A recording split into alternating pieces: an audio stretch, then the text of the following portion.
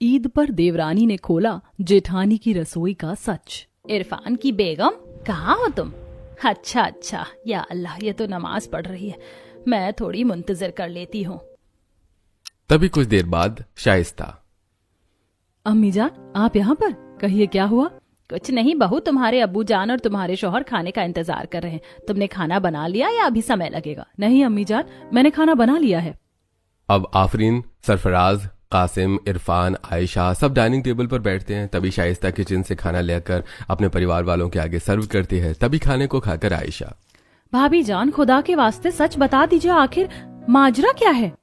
ये सुनकर शाइस्ता लड़खड़ाती जुबान में कहती है, या अल्लाह आयशा, कैसा माजरा? मैंने क्या कर दिया? भाभी जान, आप कभी भी खाने में कुछ अच्छा क्यों नहीं बनाती हैं? या अल्लाह, मैं थक चुकी हूँ ये फीका खाना खाकर। तभी शाइस्ता का शौहर इरफान भी कहता है, हाँ बेगम साहिबा, बाजी ठीक कह रही हैं। खाना तो तुम दिन पर दिन बहुत बेस्वाद बना रही हो। आखिर माजरा क्या है? घर में राशन तो समय से आता है, वो भी कीमती राशन। या अल्लाह, ये चुप्पी साथे क्यों खड़ी हो? अपनी जुबान से अल्फाज निकालो। अम्मी जान, मेरी बात पर गौर करिए। मैं ये खाना इसलिए बना रही हूँ ताकि घर में कुछ बचत हो पाए और हमारे शौहर की कमाई में भी बरकत हो। या अल्लाह, सोच तो तुम्हारी नेक है, लेकिन खुदा के वास्ते कभी तो अच्छा खाना बनाया करो। इतनी बचत करके क्या फायदा जब हमारी सेहत में ही बरकत ना हो तो। ठीक है अब्बू जान, अगली बार से मैं कोशिश करूंगी कि खाना बेहतरीन हो। अब घर के सभी लोग जैसे तैसे उस खाने को खाते हैं और फिर अपने अपने काम में लग जाते हैं। वहीं शाइस्ता सबके खाने के बाद बर्तन धोती है, रसोई साफ करती है और फिर दोपहर की नमाज पढ़कर आराम करती है। इसी तरह कुछ दिन गुजरते हैं और एक दिन शाइस्ता का बेटा जुबैर, अम्मी जान, आज तो कुछ नफीस खाने का मन है, जैसे बिरयानी या गरम गरम निहारी। या अल्लाह, मेरे शौहर के साथ साथ उनके शहजादे भी मुझसे खाने की फरमाइश करते हैं। सुनो जुबैर बेटा, तुम बिरयानी कभी और खा लेना, अभी मैं सिंपल इफ्तारी बना देती हूँ। तभी वहाँ पर आफरीन आती है।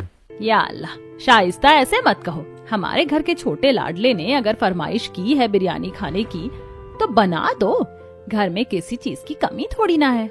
जी अम्मी जान, ठीक है जुबैर, मैं अभी बना देती हूँ। अब शाइस्ता रसोई घर में आकर फ्रिज से चिकन निकालकर अच्छे से धोती है और फिर ड्रम से राशन के चावल निकालकर चिकन बिरयानी बनाना शुरू करती है। कुछ देर बाद चिकन बिरयानी बनाकर शाइस्ता डाइनिंग टेबल पर रखती है। अब सभी लोग चिकन बिरयानी खाना शुरू करते हैं कि तभी कासिम कहता है, या अल्लाह भाभी जान, आपने बिरयानी बनाने में राशन के चावल क्यों इस्तेमाल किए हैं? अरे इस बिरयानी में तो सारे चावल गीले और चिपचिपे हो रहे हैं।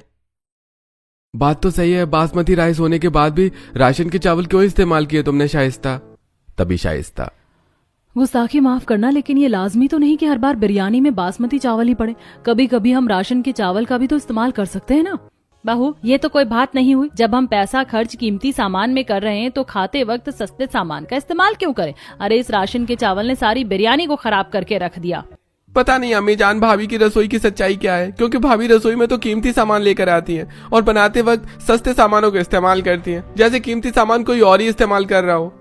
देखिए, आप लोग गलत समझ रहे हैं। मैं अल्लाह की सौं खाकर कहती हूँ, मैं ये सब इसलिए कर रही हूँ ताकि हमारे घर के पैसों में बचत हो और आमदनी में बरकत बनी रहे। अब घर के लोग हमेशा शाइस्ता की बातों को मानकर उसकी गुस्ताखी को भुला देते थे। अब इसी तरह एक सप्ताह बाद आफरीन से मिलने गुलबशा और सबीना आती हैं।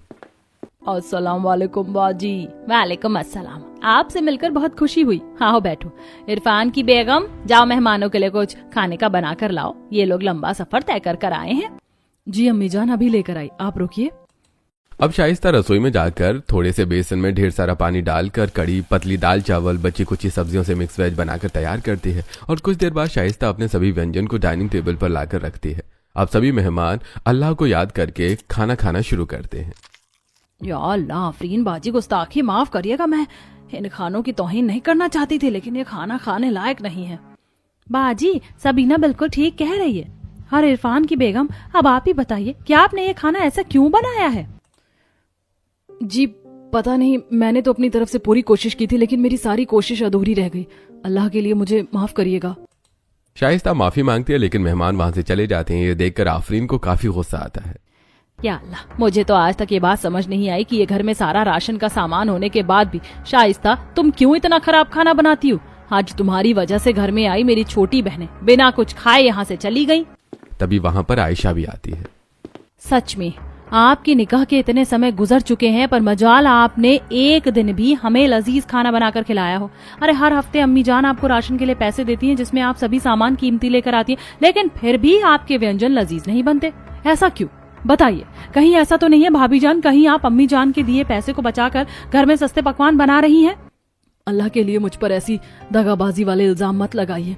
मैं अल्लाह की सौं खाकर कहती हूँ कि मैं ये सब नहीं करती, मैं तो बस थोड़ा बचत करती हूँ। अब शाइस्ता की ये बातें सुनकर घर वाले चुप हो जाते हैं। अब इसी तरह कुछ महीने गुजरते हैं। तभी एक दिन आफरीन, सरफराज जी मेरी बात पर गौर करिए, मैं कुछ कहना चाहती हूँ। या अल्लाह, मैंने आपको कभी रोका है? कहिए ना, क्या कहना है? जी मैं सोच रही हूँ कि इस रमजान के शुरू होने से पहले मैं कासिम का निकाह करवा दूं। छोटी बेगम भी अगर समय से घर में आ जाएंगी तो इरफान की बेगम को रमजान के दिनों में रसोई के काम संभालने में मदद मिल जाएगी। अरे ये तो बहुत ही बेहतरीन सोच है। शुक्रिया सरफराज जी। वैसे शादी तो मुझे कासिम की खानदान में ही करनी है, तो मैं सोच रही हूँ कि उसका निकाह मैं उसकी बुआ की बेटी से ही करवा दूं। हाँ, हम कल चलते हैं निकाह की बात करने। अब आफरीन इस बारे में कासिम से भी पूछती है। अम्मी जान, मुझे आपके इस फैसले से कोई एतराज नहीं है, मैं इस निकाह के लिए राजी हूँ। दूसरी तरफ शाइस्ता, या अल्लाह, देवरानी जी क्यों आ रही हैं? कहीं उनके आने के बाद वो मेरे हर काम में दखल अंदाजी ना करे, मुझे ये बिल्कुल मंजूर नहीं होगा। अब अगले दिन आफरीन अपने शौहर के साथ कासिम को लेकर उसकी बुआ की लड़की के घर जाती है। अस्सलाम वालेकुम नाजिया। वालेकुम अस्सलाम भाभी जान, कैसी हो आप? बहुत इंतजार था आपका, आप तो इस घर में नई रौनक बनकर आई हैं। आइए बैठिए। शुक्रिया शुक्रिया। अब सभी लोग आकर सोफे पर बैठते हैं। भाभी जान, भाईजान ने मुझे बताया था कि आप जीनत को देखने आए हैं। अब जीनत सुंदर से शरारा गरारा में वहां हाजिर होती है। माशाअल्लाह, कितनी खूबसूरत लग रही है। जीनत किसी की नजर न लगे। कासिम, तुम बताओ, तुम्हें जीनत पसंद है? या अल्लाह, जीनत जैसी खूबसूरत लड़की किसे पसंद नहीं आएगी? मुझे ये रिश्ता कबूल है। ये सुनकर जीनत हल्का मुस्कुराती है। अब कुछ देर बाद लड़के वाले रिश्ता फिक्स करके वहां से चले जाते हैं। अब इसी तरह कुछ हफ्ते गुजरते हैं, जिसके बाद जीनत और कासिम की पूरे अदब और सलीके से निकाह मुकम्मल होता है और फिर जीनत अपने पीहर से रुखसत लेकर अपने ससुराल आती है। अब जीनत जैसे ही अपने ससुराल की दहलीज पर कदम रखती है तो आफरीन अपनी बहू के ऊपर से 3 बार कुरान पाक का साया घुमाती है, जो हिफाजत और बरकत की निशानी होती है। कासिम, आओ अपनी बेगम को घर के अंदर लेकर आओ। या अल्लाह, छोटे भाईजान की बेगम कितनी खूबसूरत लग रही हैं, इन्हें किसी की नजर ना लगे। चलिए भाभी जान, मैं आपको आपके कमरे में छोड़ देती हूँ। हाँ देवरानी जी, अब आप आराम फरमाइए, आप बहुत थक गई होंगी। अब अगले दिन सुबह उठकर जीनत नमाज पढ़ती है और रसोई में आकर पकवान बनाने लगती है। तभी वहां पर शाइस्ता आती है। जेठानी जी, आप यहाँ, कोई काम था क्या?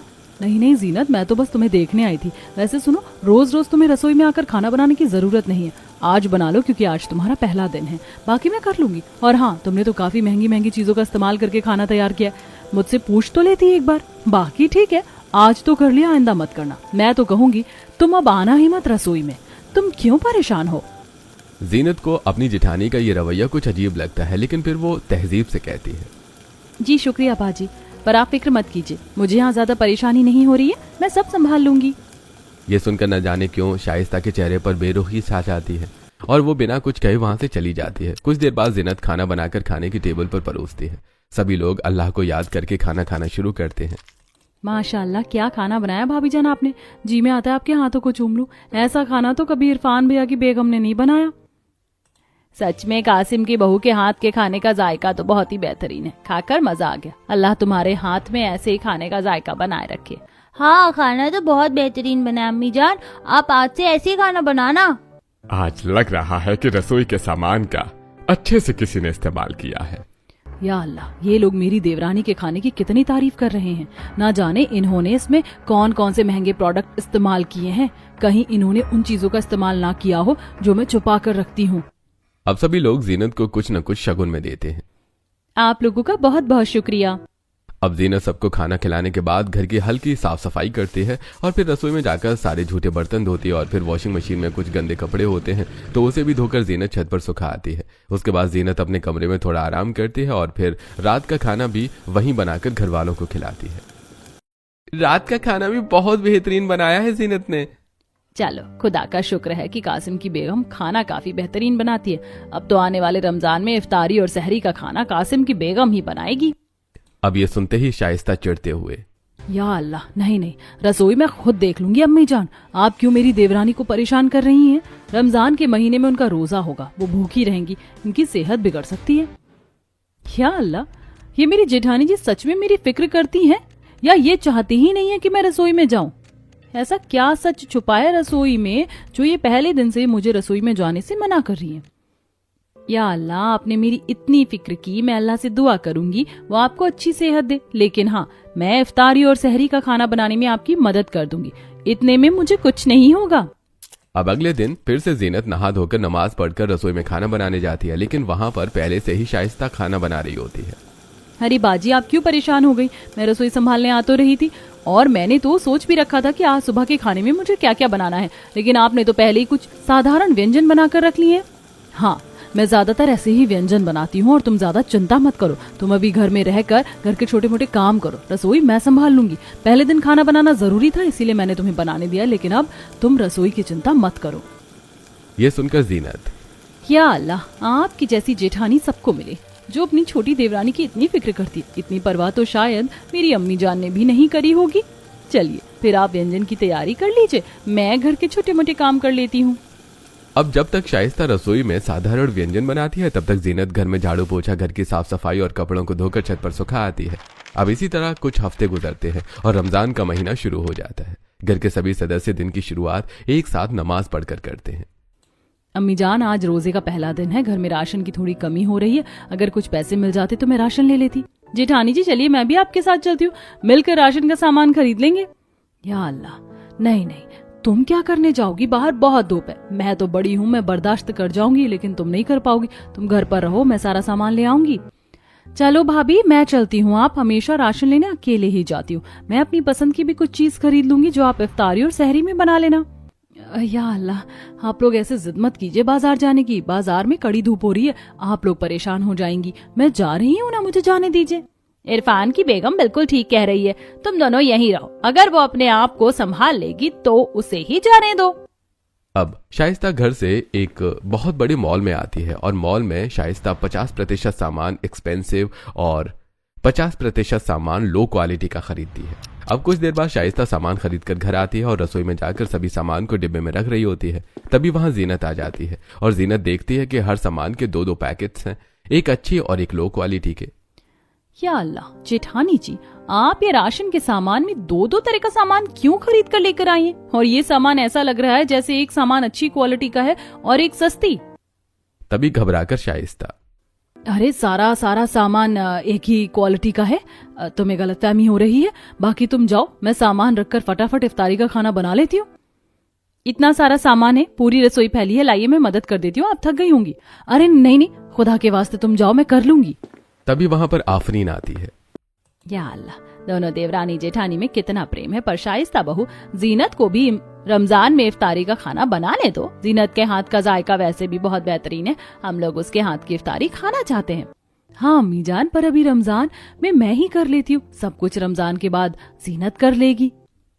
अब ये सुनकर जीनत और आफरीन वहां से चली जाती है। अब शाइस्ता अकेले इफ्तारी बनाकर कुछ देर बाद घर के सभी सदस्यों के साथ असर की नमाज पढ़ती हैं। अब सभी लोग दुआ पढ़कर खड़े होते हैं, जिसके बाद शाइस्ता हॉल में दस्तरखान बिछाती है और फिर उसके ऊपर इफ्तारी के व्यंजन रखती है। व्यंजन में नींबू पानी, दही बड़े, खजूर, 2 से 3 तरह के फलों की चाट और कुछ सब्जियों की पकौड़ियां होती हैं। सभी इफ्तारी खाना शुरू करते हैं। अम्मी जान, आपने इतनी कम पकौड़ियाँ क्यों बनाई? आपको पता है ना कि मुझे पकौड़ियाँ बहुत पसंद है। हाँ, और बहू, तुमने ये ठंडे शरबत में सिर्फ नींबू पानी क्यों बनाया है? तुमने बाजार जाकर रुआवजा या सॉफ्ट ड्रिंक वगैरह नहीं खरीदा? फल भी कुछ अच्छे नहीं है खाने में, ये तो बहुत बदबूदार लग रहे हैं, ये सड़े हैं अंदर से। इससे तो अच्छा होता इफ्तारी छोटे भाई की बेगम बनाती। सच में रमजान का पहला दिन है और शाइस्ता तुमने ऐसी इफ्तारी बनाई है?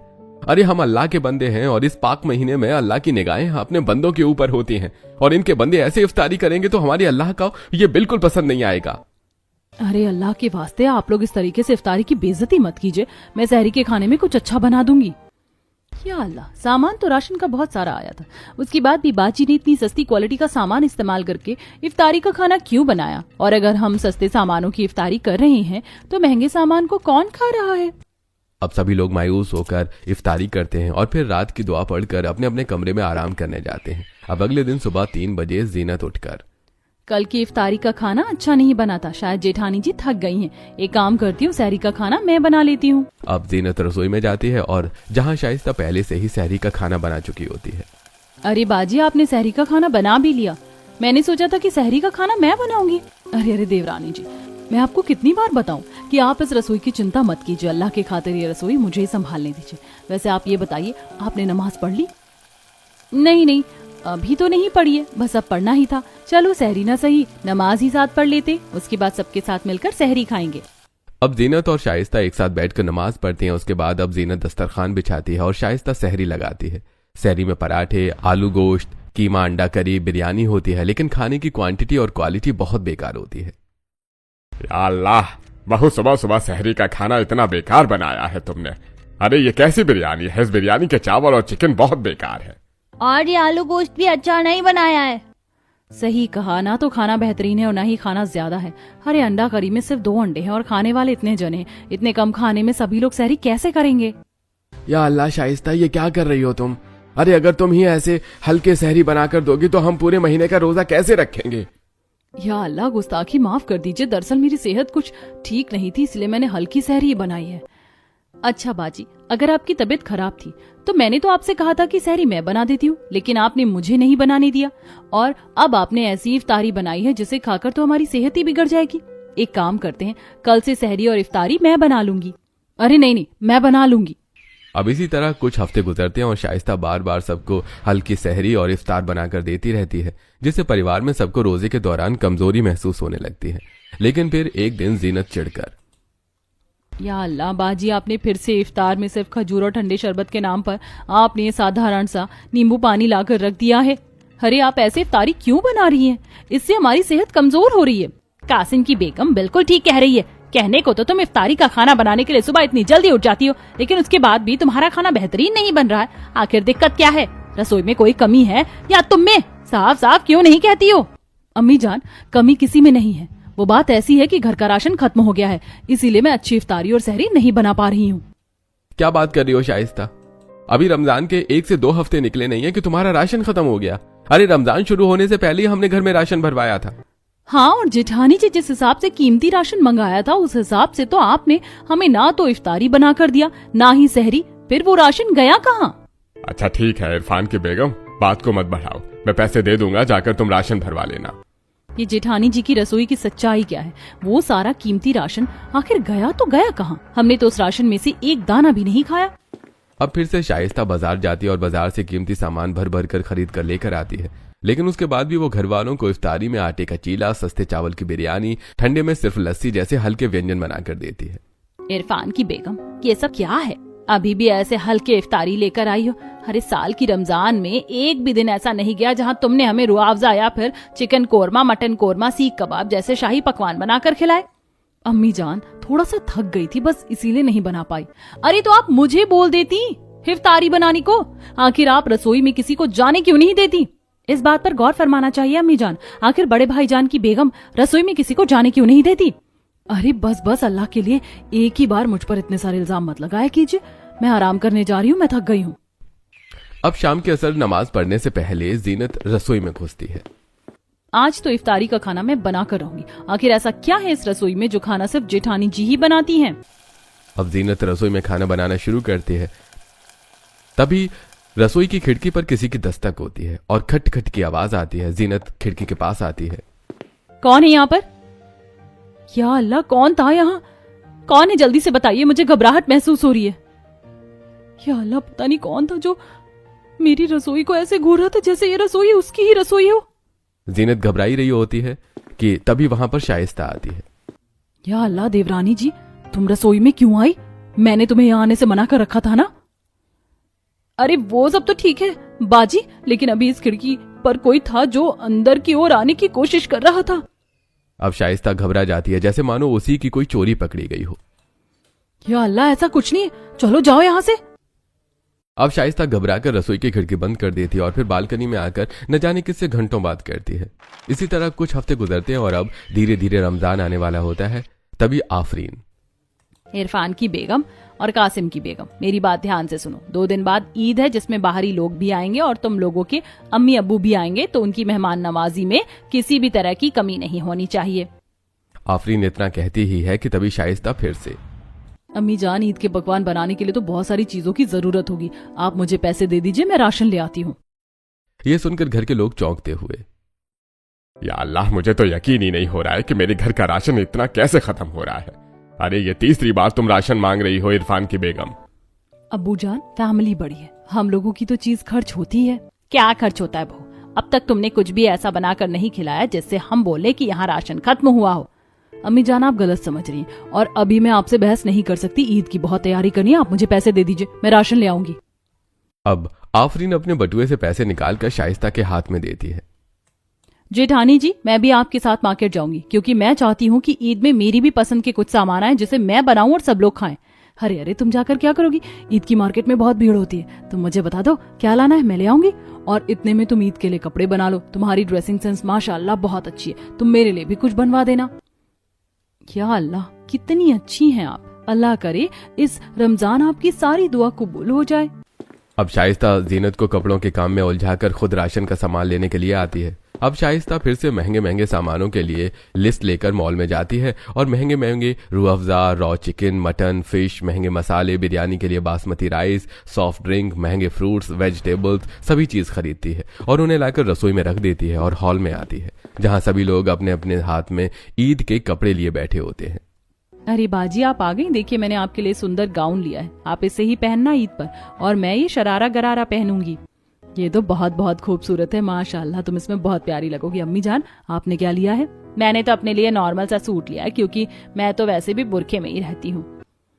मैंने तो अपने लिए गाउन लिया है। मेरा गाउन कैसा लग रहा है भाभी जान, बताइए ना। तुम्हारा गाउन भी बहुत खूबसूरत है। अच्छा, वो सब तो ठीक है, ये बताओ राशन का सामान तो आ जाएगा ना पूरे तरीके से? क्योंकि इफ्तारी सहरी तो हमने बर्दाश्त कर लिया हल्के पकवान खाकर, लेकिन ईद में ऐसा नहीं होना चाहिए। कुछ नहीं होगा अम्मी जान, आप चिंता क्यों कर रही हैं, सब अच्छे से ही होगा। अब अगले दिन घर के सभी सदस्य घर की साफ सफाई और घर को अच्छी तरीके से सजाने लगते हैं। चलो, घर की भी साफ सफाई हो गई अच्छे से। हाँ जेठानी जी। अब अगले दिन ईद आती है जहां घर के सभी सदस्य खूबसूरत कपड़ों में तैयार होते हैं और एक साथ बैठकर नमाज पढ़ते हैं। अब नमाज पढ़ने के बाद आफरीन, शाइस्ता बहू, जाओ फटाफट ईद के पकवान बनाने शुरू कर दो, मेहमान आते ही होंगे, मैं नहीं चाहती उनकी खातिरदारी में कोई भी दिक्कत हो। मैं भी चलती हूँ। चलिए जेठानी जी। नहीं नहीं, तुम यही रहो, तुम मेहमानों को सलाम दुआ करना, मैं अकेले बना लूंगी सब कुछ। इतना कहकर शाइस्ता रसोई में आती है और रसोई में आने के बाद शाइस्ता ईद जैसे खुशनुमा मौके पर भी हल्के पकवान बनाकर रख देती है और फिर फटाफट पकवान बनाकर रसोई से बाहर आती है। और जब शाइस्ता बाहर आती है तो देखती है कि वहां पर काफी मेहमान आकर बैठे हुए हैं और देवरानी की अम्मी भी है। अब सभी लोग एक दूसरे से गले मिलते हैं। अस्सलाम वालेकुम समधन जी, आपको और आपके घर वालों को मेरी तरफ से ईद की बहुत बहुत मुबारकबाद। वालेकुम अस्सलाम समधन जी, बहुत बहुत शुक्रिया, आपको भी ईद की बहुत बहुत मुबारकबाद। बहू, जाओ सबके लिए पकवान ले आओ। वैसे तुम्हारे अम्मी अब्बू नहीं आए? हो सकता है अम्मी जान वो लोग रास्ते में हो, मैं इन लोगों के लिए पकवान लेकर आती हूँ। अब शाइस्ता रसोई से जाकर पकवान लेकर आती है और उसे डाइनिंग टेबल पर रखती है। अब मेहमान पकवान खाना शुरू करते हैं, तभी जीनत की अम्मी, या अल्लाह, कितना वाहियात खाना बनाया, से खाकर तो जुबान ही खराब हो गई। बाजी, ये कैसा खाना बनाया आपकी बहू ने, इसमें तो बिल्कुल भी स्वाद नहीं है। अरे इससे अच्छा ईद का खाना तो हमारे घर पर बना हुआ है। सच में ऐसा खाना खाने से तो अच्छा था कि हम यहाँ पर आते ही नहीं। अब गुस्से में सभी लोग जाने लगते हैं। अब जीनत को बहुत बुरा लगता है क्योंकि उसकी अम्मी भी बिना कुछ खाए वहां से चली जाती हैं। जेठानी जी, आपने ऐसा खाना क्यों बनाया? मेरी अम्मी जान कुछ नहीं खा पाई। अब आफरीन कुछ बोलती, उतने में शाइस्ता के अम्मी अब्बू आ जाते हैं। अम्मी अब्बू, सलाम वालेकुम, आपको ईद मुबारक हो। अस्सलाम वालेकुम, तुम और तुम्हारे पूरे परिवार को ईद मुबारक। अब सेजल अपने शौहर के साथ डाइनिंग टेबल पर बैठती है जहां शाइस्ता सबके लिए चिकन कोरमा, शाही बिरयानी, पूड़ी, पुलाव, चने, खीर जैसे पकवान लाकर परोसती है। वाह, क्या खाना बनाए, खाकर मजा आ गया। हाँ, खाना तो सच में तारीफ काबिल है। अच्छा, ये स्वादिष्ट खाना इसने सिर्फ आपके लिए ही बनाया है, बाकी मेहमान तो खफा होकर गए यहाँ से। अच्छा, गुस्ताखी हो गई होगी मेरी बच्ची से, उसे माफ कर दीजिए ईद जैसे बड़े अवसर पर। अब आफरीन थोड़ी सी ठंडी होती है, तभी सेजल अपना लालची रूप दिखाती हुई, ये बिरयानी तो बहुत अच्छी बनी है, अगर इसके चावल हो तो थोड़ा सा दे देना शाइस्ता, और ये सीख कबाब भी कच्ची रखी हो तो दे देना, घर जाकर खाऊंगी। हाँ हाँ अम्मी जान, सब दे दूंगी, थोड़ा सब्र करो, अभी सब सामने खड़े हैं ना, अच्छा नहीं लगता ऐसे, बात को समझिए। अब ये बात जीनत के जहन में बैठ जाती है। अब कुछ देर बाद सभी लोग पकवान खाकर थोड़ा इधर उधर होते हैं कि तभी शाइस्ता चुपचाप अपनी अम्मी को रसोई में लेकर जाती है। अरे अम्मी जान, आप सबके सामने राशन क्यों मांग रही थी? आपको पता है ना कि मैं आपको सब दे ही दूंगी, फिर भी। अच्छा अब दे ही दे, अब आई हूं तो चुपचाप लेती जाऊंगी। अब शाइस्ता बड़े से थैले में घर का सारा कीमती सामान राशन भर रही होती है। अम्मी जान, ये सारा राशन हमेशा की तरह मैं आपको दे रही हूँ, पर खबरदार जो मेरे ससुराल वालों को इस बारे में पता चलने दिया, इसे छुपा कर ले जाना। अब शाइस्ता इतना कहती ही है कि तभी वहां जीनत आ जाती है। या अल्लाह, तो ये है इस रसोई का सच जो आप सबसे छुपा कर रखती हैं, और ना ही किसी को इस रसोई में आने देती हैं। अब मैं ये सच सबको बता दूंगी कि आप कैसे इस घर का सारा कीमती राशन अपनी अम्मी को देती हैं, और ना जाने कब से दे रही हैं।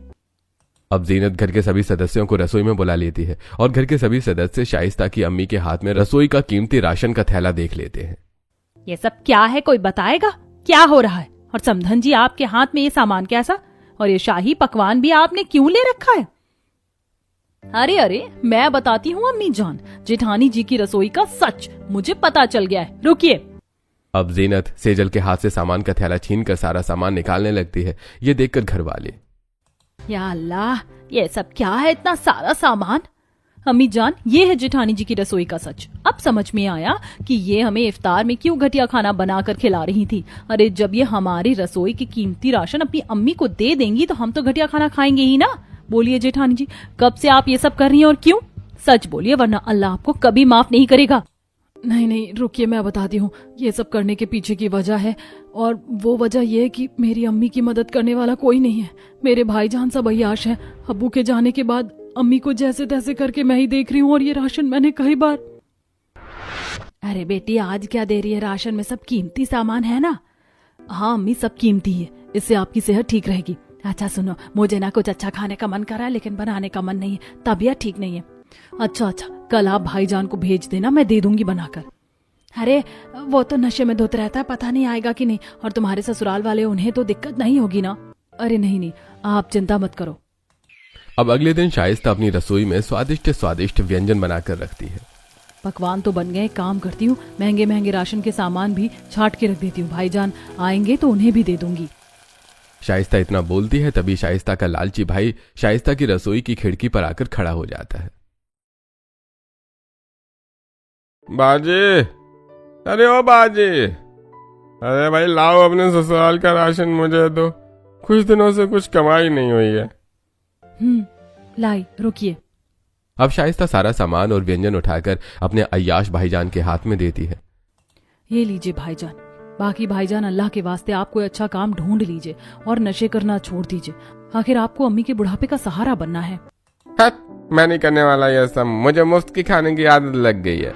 अगर अल्लाह के मेहर से मेरी अम्मी को देखने के लिए मेरे भाईजान ठीक होते तो मैं कभी ये कदम नहीं उठाती।